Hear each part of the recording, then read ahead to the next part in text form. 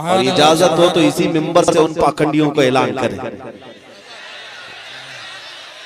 इसी मिंबर से ऐलान करें। तुम अपने अंदर बैठकर गुफे में जो मारने और मरने की बात करते हो, मैं इस मिंबर से कहता हूं, एक लोमड़ी और एक लोमड़ा वो भौंकते रहते हैं, देखते होंगे आप, और फिर हजारों सिक्योरिटी गार्ड के बीच में घूमना।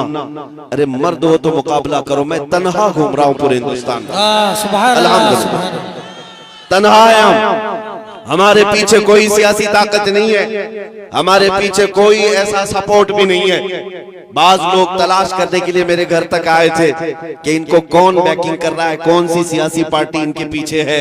हमने कहा था तुम्हारी नाक रकड़ जाएगी और तुम पता नहीं कर पाओगे कि कौन बैकिंग कर रहा है, इसलिए कि ढूंढा ही करे सदर क़यामत के सिपाही, वो किसको मिले जो तेरे दामन में छुपा। हम मोमिनीन की बैकिंग और अगर सपोर्ट कहीं से होता है तो गुंबद खजरा से होता।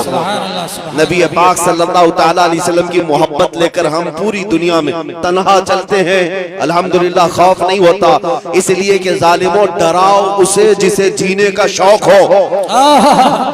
मौत से डराना, जेल से डराना, फांसी से डराना, उसे डराओ जिसे जीने का शौक है। हम तो रोज रात ये सोच करके सोते हैं कि कब मलकुल मौत आए, रूह कब्ज करे और हमारे नबी से हमारी मुलाकात कराए। सुभान अल्लाह, सुभान अल्लाह। शबे गोर भी उसी गुल से मुलाकात की रात। अजीजान गिरामी वकार, मैं बात ये कह रहा था, आप अपना जोश थोड़ी देर के लिए खामोश रखें, थोड़ी देर के लिए।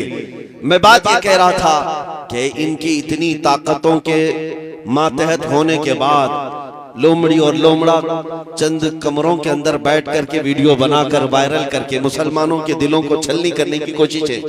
और हैपोक्रेसी, जो डेमोक्रेसी खत्म होकर हैपोक्रेसी जो आई, ये सारे मनाजिर के बाद मैं उनसे कहता हूँ, मैंने एक क्लिप सुनी, कोई वो लोमड़ी कहती है एक, और एक लोमड़ा कहता है कि हम 20 लाख लोगों को मारेंगे, इतने मुसलमानों का कत्ल करेंगे तो फिर हमारे यहाँ पर हिंदू राष्ट्र कायम हो जाएगा। जालिमों तुम्हारे अंदर इतनी हिम्मत ही नहीं है, मारने मरने की बात पाखंडियों से हो ही नहीं सकती, कभी हो ही नहीं सकती।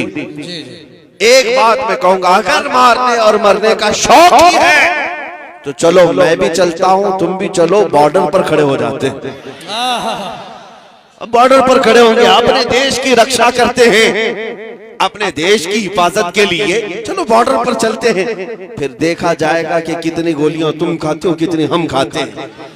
और मैं अकेले की बात नहीं कर रहा हूं, इंशाअल्लाह अजीज, जिस दिन मेरे मुल्क के अजीज की हिफाजत की बात आए, ये उलमा भी हाजिर होंगे, ये मजमा भी हाजिर इंशाअल्लाह। इसलिए कि इस मुल्क को हमने खूने जिगर से सींचा, यहाँ हमारी तारीख मौजूद है। अजीजा ने गिरामी वकार, इन आतंकियों के गले में अगर हुकूमत ने पट्टा नहीं डाला तो ये कुत्ते इन हुकूमतों को ही नोच खाएंगे।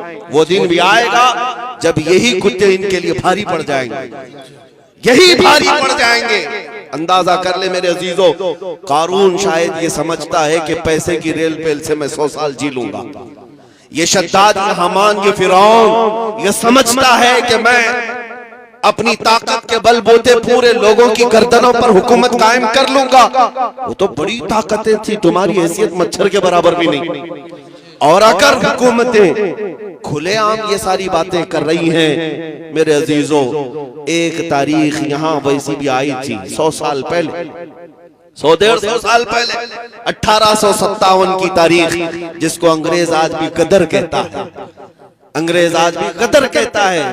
1857 की तारीख में अंग्रेजों को भी यही नशा चढ़ा था, यही नशा चढ़ा था कि हम जो चाहे कर लेंगे, कत्ले आम करेंगे, मार डालेंगे।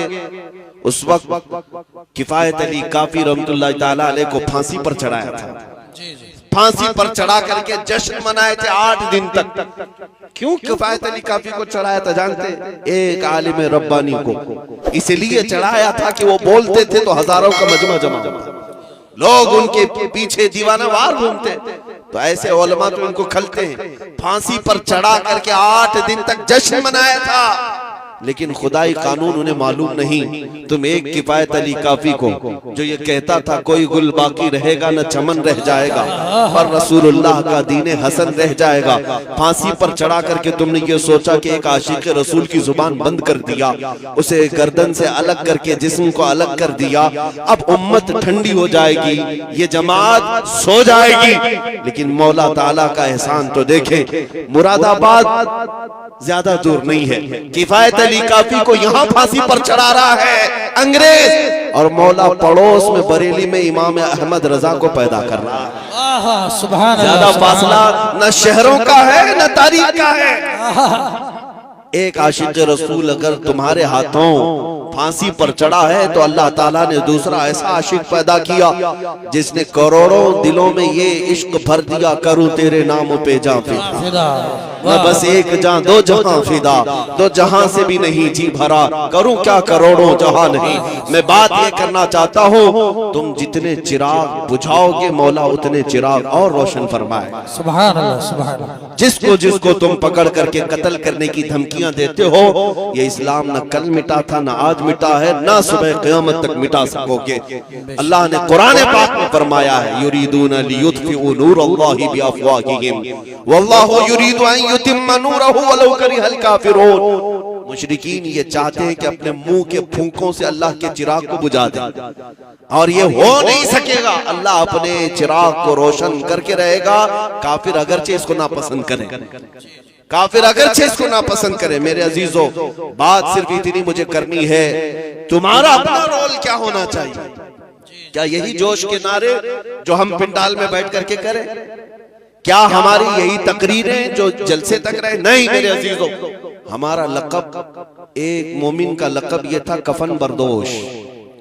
ये सीने पर बल्कि अपने कंधे पर कफन लेकर के चलता है, इसे मौत से खौफ नहीं है। तो ये खौफ जब तुम्हारे सीने से निकलेगा तो हक बोलने की हिम्मत उतनी बढ़ती चली जाएगी। ज्यादा से ज्यादा तुम्हें किस बात से डराया जाता है आज? फांसी से, ये सबसे हाईएस्ट सजा है ना, या जेल से। ये दोनों चीजें एक मोमिन के लिए कोई माने नहीं रखती।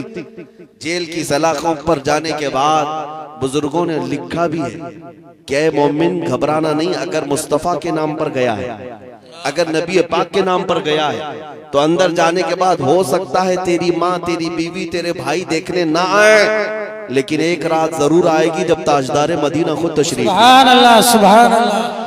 वो भी खौफ नहीं रखना। हुजूर के इंतजार में हम दिन काट लेंगे, हुजूर के इंतजार में हम रातें काट लेंगे। और रही बात फांसी की, उसके मुतालिक भी रिवायतें मौजूद हैं कि जिन जिन गुलामों को जालिमों ने अपने हाथों से कत्ल किया या फांसी पर चढ़ाया, फंदा बाद में लगा, चेहरा मुस्तफा पहले मौजूद। सुभान अल्लाह, सुभान अल्लाह। नबी पाक सल्लल्लाहु तआला अलैहि वसल्लम तशरीफ फरमा थे। अजीज़ान गिरामी वक़ार, ये दो तमन्नाएं जिसके पास हैं, फिर उसे किस बात का